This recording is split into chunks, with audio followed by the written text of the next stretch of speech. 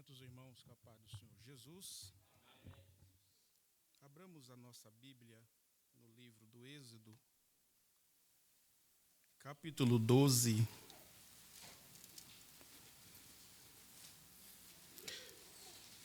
Leremos com os irmãos 13 versículos. A epígrafe do texto diz: a instituição da Páscoa. O texto sagrado diz assim: disse o Senhor a Moisés e a Arão na terra do Egito: este mês vos será o principal dos meses, será o primeiro do mês do ano. Falai a toda a congregação de Israel, dizendo: ao 10 deste mês, cada um tomará para si um cordeiro segundo a casa dos pais, um cordeiro para cada família. Mas se a família for pequena, para um cordeiro, então, convidará ele o seu vizinho mais próximo, conforme o número das almas, conforme o cada um puder comer. Por aí calculareis quanto basta para o cordeiro.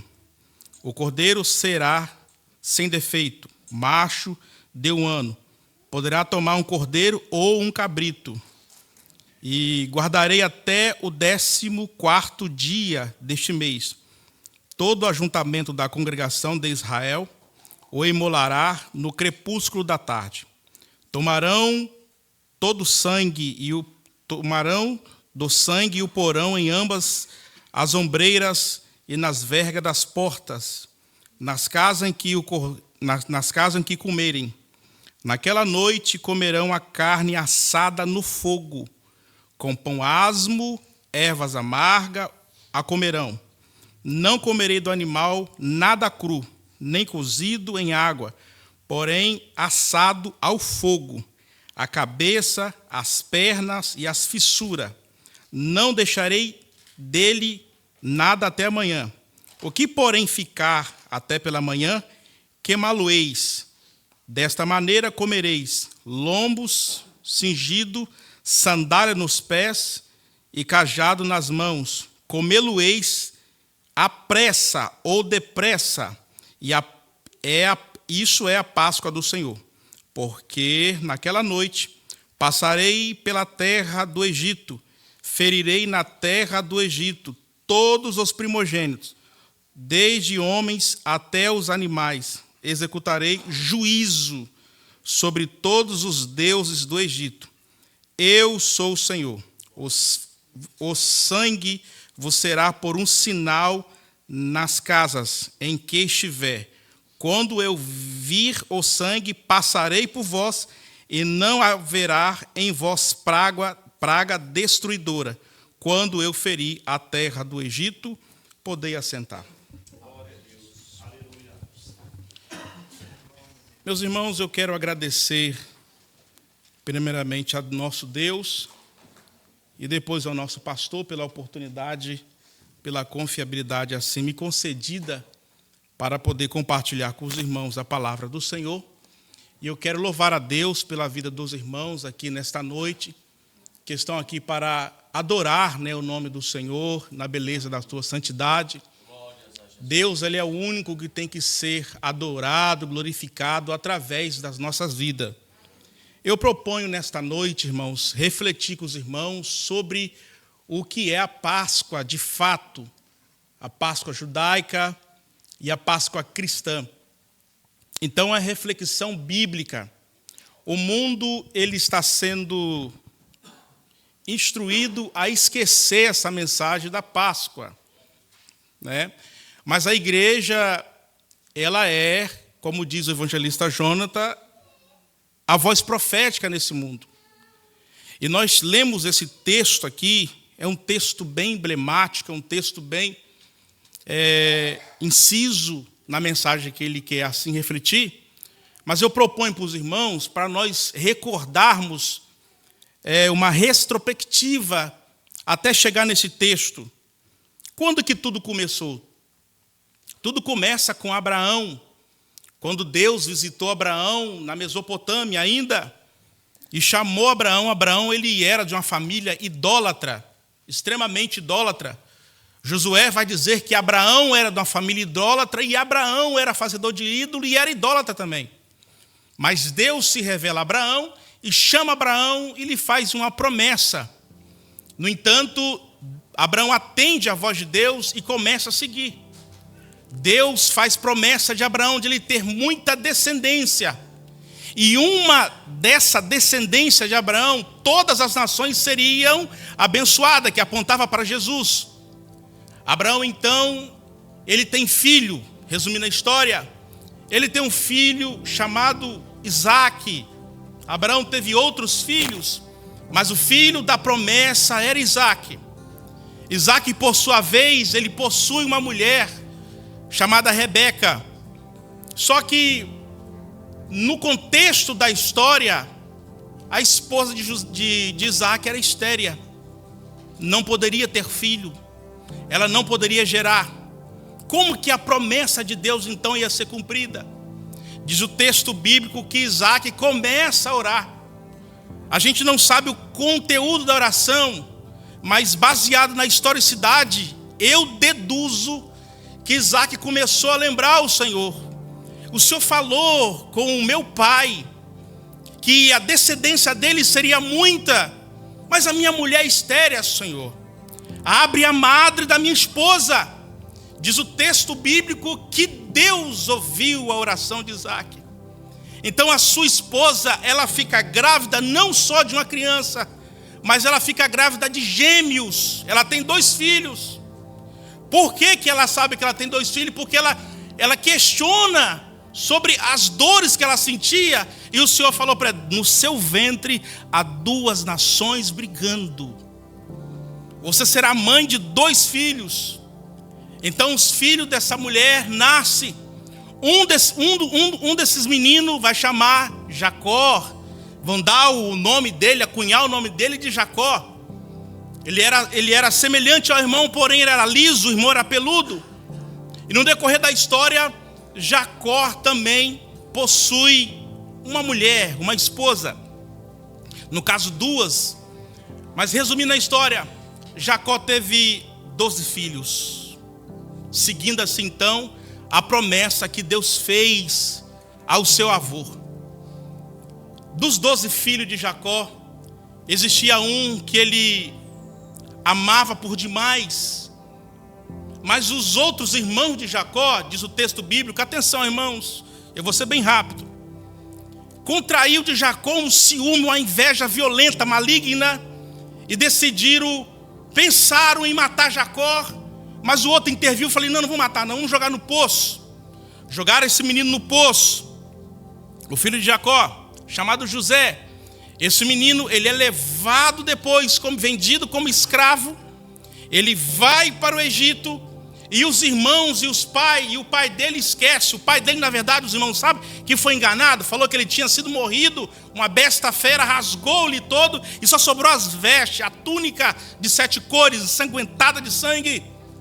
Chegando no Egito, Deus era na vida de José, de uma maneira tão especial e tão grande, que José temia ao Senhor. Chegando então no Egito, José é acometido novamente por inveja, ele é tentado pela mulher de Potifar. Potifar, antes disso, coloca ele como chefe de toda a sua obra, de toda a sua casa, e José mantinha-se firme, apesar do alto cargo que ele exercia, ele mantinha-se firme no Senhor e resiste então a tal tentação, e ele vai para a prisão. Chegando na prisão, os irmãos conhecem a história. José mais uma vez permanece fiel ao Senhor. Deus usa José dentro da cadeia, numa situação que José tinha tudo para se desviar, se entristecer, blasfemar, ou reclamar, murmurar contra o Senhor, mas ele permanece firme. José então é colocado como chefe da cadeia. Tamanho temor que havia na vida de José. Mas acontece que Faraó, ele tem um sonho. Faraó teve um sonho. O sonho de Faraó, vocês conhecem, perturbou Faraó de um tanto. Faraó tomou conhecimento que havia na prisão uma pessoa que tinha o espírito dos deuses, que sabia interpretar sonho. José, que era um tipo de Jesus. Deus usa o sonho de Faraó e Deus usa a vida de José para salvar não só o Egito, mas para salvar o mundo inteiro da sua época. José então interpreta o sonho e Deus dá uma administração para José, uma organização da nação fantástica, a ponto que o faraó fala assim: não, você vai ser o administrador. E o seu nome hoje é chamado Zafanete Paneia. Você vai ser o governador do Egito. E passa-se um tempo, José governando, a fome chega até o pai de José. A fome chega até os irmãos de José.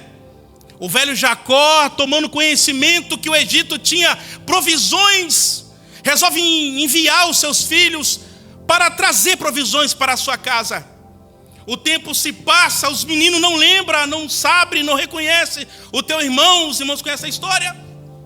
José reconhece eles, resumidamente, manda buscar o seu pai. Estou resumindo a história. Manda buscar o seu pai e se revela a ele dizendo: eu sou José, a qual vocês me venderam como escravo, mas o mal que vocês fizeram contra mim, Deus tornou-se em bênção.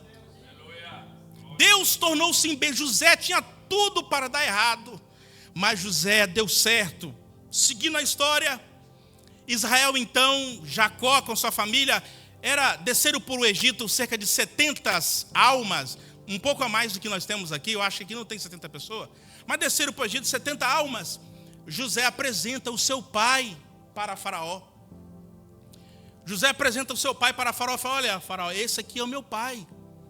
A Bíblia diz que Jacó, vendo o Faraó todo imponente, e vendo José também abençoando o mundo do Egito, Jacó abençoa a Faraó. Jacó fala: bendito seja Faraó. Jacó libera uma bênção na vida de Faraó. Faraó então resolve dar uma porção de terra. Os irmãos estão aqui? Faraó então resolve dar uma porção de terra, a terra de Gózer, para o israelita viver ali e prosperar. E diz o texto que o Israel prosperou e cresceu abundantemente. Mas o texto diz também que Jacó morreu. O texto diz que posteriormente José também morreu.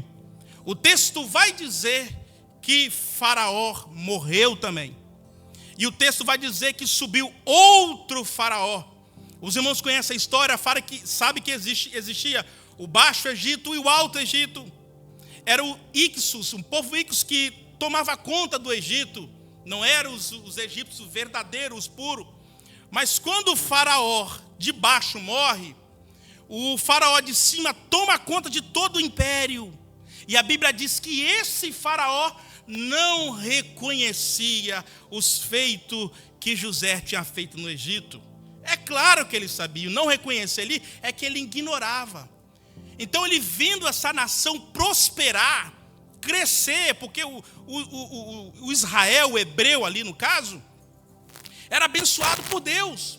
Ele estava debaixo de uma promessa. Ele não fora por Egito porque pecou. Diferente da Babilônia, que eles foram para lá escravos porque pecaram. O Egito não. O Egito, o próprio Deus falou para Abraão: a sua descendência será peregrina e ficará por escravo durante um tempo, mas eu vou resgatar eles de lá com mão forte. E esse faraó, irmãos, ele tem uma ideia maligna, uma inveja terrível, e fala assim: esse povo, reúne os seus conselheiros e fala: esse povo é mais forte do que nós. A partir de hoje, acabou a liberdade do israelita, vai ser escravo. Coloca Israel como escravo no Egito há alguns anos. E ele chega para a parteira, para não bastar ser escravo, chega para as parteiras e fala: olha a ideia maligna. Todo macho que nascer, mata. Quando aparecer o rosto, mata. As parteiras não fizeram o que Faraó queria. Quando o faraó chama as parteiras e fala para o que aconteceu? Não, as hebreias é muito ágil. Obrigado, Deus abençoe. As hebreias é muito ágil. Quando a gente vai pegar, ele já nasceu um menino, está até andando. Aí ele tem outra ideia maligna. Ele dá ordem aos seus súditos, soldados, para pegar todo macho, todo primogênito e matar eles, a fim de reduzirem e a fim de enfraquecer a nação hebreia e deixar eles psicologicamente aprisionados no tutame do Egito. A partir de então, dessa matança, os irmãos sabem de Moisés que fora escondido e ele foi tirado das águas do Nilo. Ele teve que ser aceito porque o Nilo para eles era um Deus. E tudo que o Nilo dava tinha que ser aceito. É obviamente que era uma providência de Deus. Mas tudo que o Nilo dava não podia rejeitar. Tinha que ser aceito. Moisés é aceito. Coloca o nome do menino de Moisés, que é tirado das águas. E todo mundo no Egito, quase todo Israel, homem, fazia isso aqui lá em Israel. Amassava barro. Amassava barro. O pai de Oséias, que depois Moisés mudou para Josué, era amassador de barro, segundo a história, um escravo rebelde que não aceitava ser escravizado pelo Egito. Então, passando a história, Deus levanta Moisés.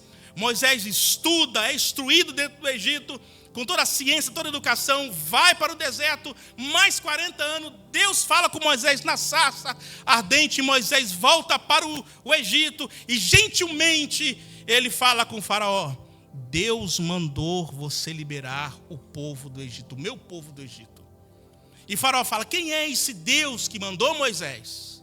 Ele manda te dizer que ele é o eu sou. Ele é o eu sou. Ele é o dominador de tudo.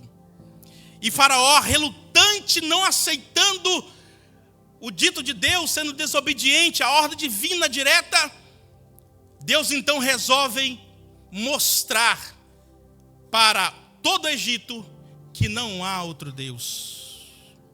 Eu sei que os pregadores falam que Deus estava desafiando cada praga. Deus não estava desafiando, porque não existe outro Deus. Deus estava demonstrando em cada praga daquela que Ele é o único. Não existe o Deus Sol. Eu sou o único, blackout.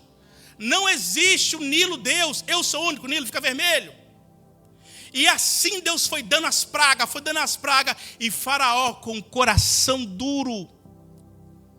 Deus então, chegamos até aqui nessa leitura que nós lemos. Deus dá uma ordem para toda a congregação de Israel dentro do Egito.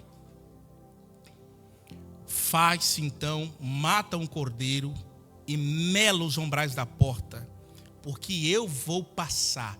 Essa é a Páscoa, livramento da ira e do juízo de Deus. O mundo não prega essa mensagem. A igreja que é responsável por passar essa mensagem para o mundo. Páscoa é livramento do juízo de Deus vindouro. Só está livre do juízo de Deus quem tiver cobertura do sangue do cordeiro. Aquele cordeiro que foi imolado, o sangue que foi aspergido, apontava para Jesus. E Israel, a Bíblia diz que aquilo tinha que ser perpétuo.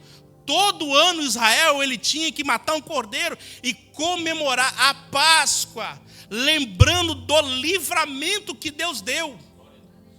O texto vai dizer que não somente Israel, mas todas as pessoas que queriam se esconder do juízo de Deus, que creram na palavra do profeta, que era Moisés, resolveram então passar o cordeiro. No entanto, esse mesmo povo lá na frente eles vão aparecer como vulgo, que vieram junto com o israelita para a marcha. Israel segue a história passando essa Páscoa.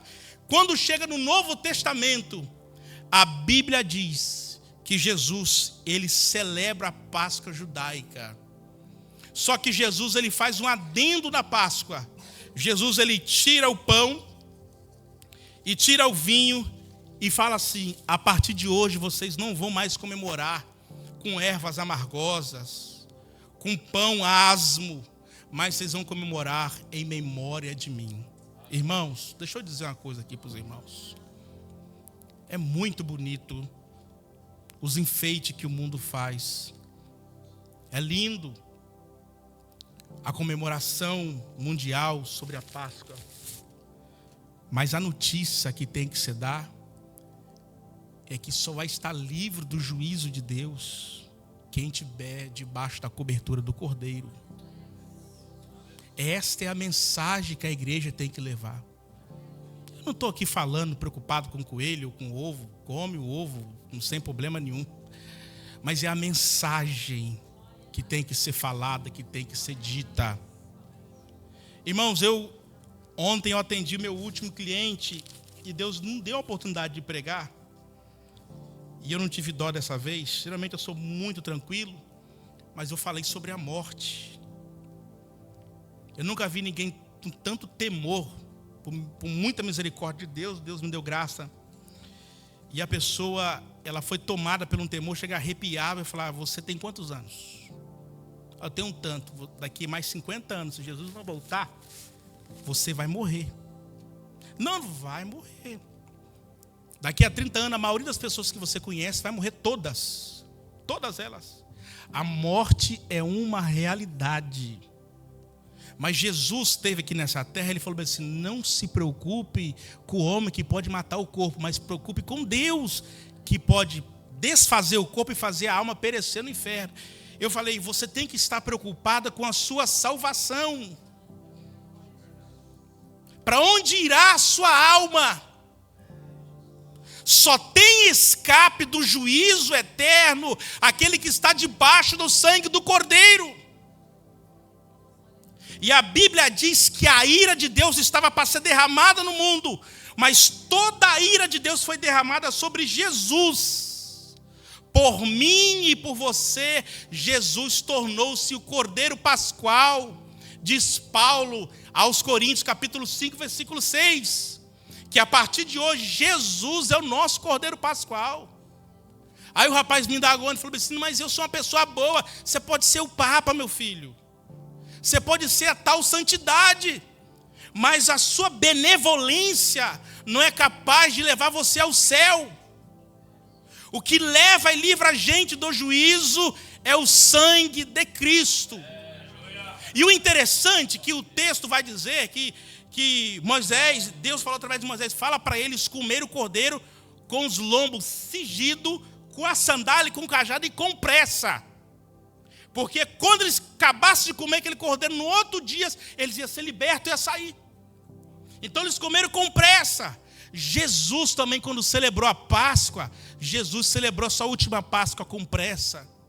Com pressa para obedecer a Deus, para ser sacrifício em seu lugar. Que a Bíblia diz que quando ele acabou de ceiar, ele foi para o Getsêmani, aonde ele foi preso e julgado, e bateram em Jesus Cristo. Mas ele ressuscita ao terceiro dia e nos dá a possibilidade de hoje nós estarmos aqui, participar da mesa da ceia quando temos ocasião. E a ceia do Senhor também temos que comer e servir com pressa. Com pressa para quê? Para obedecer. Com pressa para obedecer o mandato de Deus. Se nós pensarmos que a nossa vida, eu acredito que os irmãos aqui não, mas se alguém que está aqui nessa noite pensar que a nossa vida, a sua vida, é somente vir na igreja, sair, voltar, não é não, gente. Nós estamos aqui numa caminhada, a Bíblia diz que nós somos peregrino e forasteiro aqui. Estamos caminhando em direção ao céu de glória. Deus, ele age com nós, como diz o evangelista, com misericórdia e graça. Você acha, irmãos? Olhe para você mesmo. Você seria benevolente com você mesmo? Então Deus, ele é benevolente com nós por causa do sacrifício de Jesus. Quando o homem peca lá no Gênesis, imediatamente Deus amaldiçoa o homem, mas quando chega para amaldiçoar, Deus desvia a maldição e amaldiçoa a terra. Deus amaldiçoa a serpente. Mas quando chega no homem, Deus desvia a maldição e fala: maldito será a terra. Para o homem, Deus mata o animal, como foi aqui cantado e falado, e tapa a maldição de Deus. Então Deus nos abençoa por causa de Jesus Cristo. Mas nós temos que ser obedientes ao Senhor Jesus. Temos que falar dessa salvação, dessa Páscoa, desse escape que Deus deu para o mundo, com intrepidez. Não é só vir cantar, pregar e ensinar, mas é viver isso na nossa vida diária. Jesus foi feito a minha Páscoa, o meu Cordeiro Pascual. E o texto é bem claro quando vai dizer: o castigo que me traz a paz estava sobre ele. Como diz aqui o irmão que antecedeu a mim, falou: ele foi moído, o Criador do universo. Os soldados romanos humilharam Jesus um tanto, ao ponto de debochar de Jesus. Quando Jesus aparece perante Pilato, eu já estou concluindo, Jesus aparece perante Pilato, Pilato fala assim: você que é o tal rei dos judeus? Jesus, ele olha para dentro do olho de Pilatos e fala assim: você acha que se eu fosse rei deste mundo aqui, os meus súditos deixaria fazer o que vocês estão fazendo? O meu reino não é isso aqui, meu reino é espiritual. E Jesus, ele vence na cruz e coloca a característica do reino de Deus dentro do nosso coração. Então fique para nós nesta noite que Jesus é a nossa verdadeira Páscoa. Não podemos, irmãos, passar outra mensagem. Não podemos ensinar outra coisa. Não podemos apenas disfarçar com aquilo que o mundo quer ouvir. Ao longo do tempo, irmãos, as mensagens vai sendo passada, até que um dia ela vira uma verdade. Esquece da verdadeira essência. Esquece de fato o que aconteceu. O mundo está adormecendo. Jesus falou assim: e como foi nos dias de Noé, assim também será a vida do Filho do Homem, a vinda do Filho do Homem. Comia, bebia, dava-se casamento. Qual é a informação, qual é a mensagem? Que eles vão ficar natural. Vai ficar normal. Não pode, irmão, ser normal. 50, 70, 30 anos não pode ser maior do que uma eternidade. Daqui a 50 anos, a maioria de nós, se Jesus nos voltar, não estaremos mais aqui, mas estaremos na eternidade com Deus. Isso é um fato. Por isso que nós somos vitoriosos sobre a morte. O corpo desse Jesus ficou 3 dias e 3 noites, o próprio Jesus falou: esse corpo, como Jonas ficou no ventre da baleia, o meu corpo ficará 3 dias e 3 noites. A Bíblia não diz. Mas, fazendo aqui um senso poético, uma licença poética, eu penso, eu analiso que a morte ficou 3 dias e 3 noites procurando pecado na língua, pecado nos ouvidos, pecado na boca, pecado no pé, pecado em toda parte do corpo de Jesus. E não encontrou pecado algum feito por Jesus. Então teve que devolver o corpo de Jesus para o mundo dos vivos, porque o salário do pecado é a... Aí Pedro vai dizer que o seu corpo estava morto, mas o seu espírito estava vivificado. Porque ele é Deus. E sendo assim, ele triunfa sobre a morte e te dá garantia da morte eterna. Olha que maravilha, irmãos. Você ter certeza que se você morrer, você vai para o céu. Você ter convicção que se você tombar nessa terra, você vai para o céu de glória. Encontrar com Cristo, encontrar com os patriarcas, com os profetas. Então vale a pena, irmãos, nós assumimos e incorporar essa identidade de Jesus. Vale a pena nós sermos fiel ao Senhor em tudo. A samaritana estava preocupada, já vou terminar, agora eu vou terminar mesmo. A samaritana estava preocupada sobre qual era a verdadeira adoração. Jesus, ele fala para ela: não tem lugar, não tem forma, é em espírito e em verdade. Como que eu tenho adorado ao Senhor nas minhas redes sociais? como que eu tenho manifestado essa adoração a esse Deus poderoso, essa tal Páscoa que eu acho magnífica, que celebro na minha vida, no meu lar, no meu casamento, no meu trabalho. A mesma coisa acontece no final do ano com o Natal. Quando começa os pastores e os pregadores falar do Natal, uma vez eu escrevi embaixo, vai começar a mesma ladainha. O que pode, o que não pode, o que deve, o que não... Esquece isso. Esquece o vovô Noel, esquece o menino Jesus, que nunca cresce. Mas focalize na mensagem do nascimento de Jesus ao mundo. Põe árvore, põe bola, põe o que você quiser. Mas pensa na mensagem que Deus está dando para o mundo. Ele ressuscitou e não é um menino.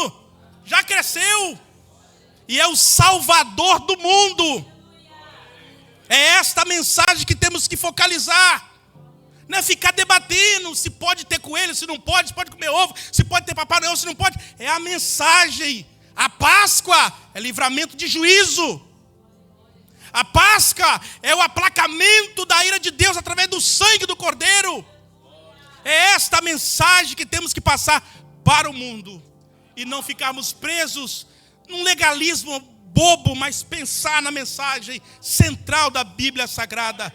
Deus estava irado, mas Deus resolveu aplacar sua ira através do sangue do Cordeiro.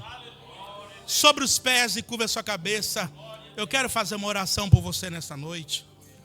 Aleluia. Aleluia, louvado seja o nome do Senhor Jesus. Deus maravilhoso.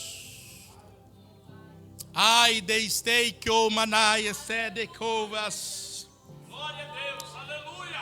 Espírito Santo de Deus, nós queremos te adorar nessa noite.